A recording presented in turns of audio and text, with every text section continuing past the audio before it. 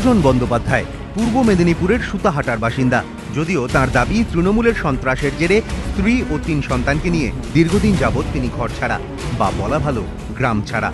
শুক্রবার মুখ্যমন্ত্রীর সঙ্গে সাক্ষাতের দাবিতে বিকেল 4:30 থেকে 5টা পর্যন্ত মহাকরণের সামনে ঠায় বসে থাকেন সুজন বন্দ্যোপাধ্যায়। তার দাবি, সিপিএম সমর্থক হলেও কোনোদিনই সক্রিয় রাজনীতিতে জড়াননি তিনি, কিন্তু তা সত্ত্বেও তিনি এলাকা দখলের রাজনীতির শিকার।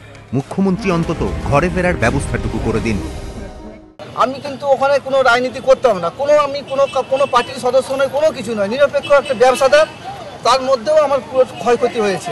আমরা সিপিএম পার্টির সমর্থক ছিলাম, সেই জন্যই আমাদের এরকম লুটপাটটা হয়েছে। তবে মুখ্যমন্ত্রীর সঙ্গে অবশ্য দেখা হয়নি। 5টা নাগাদ হেয়ার স্ট্রিট থানার পুলিশ এসে বন্দ্যোপাধ্যায় পরিবারকে থানায় নিয়ে যায়। খানিকক্ষণ কথাবার্তার পর ছেড়ে দেওয়া হয় তাদের।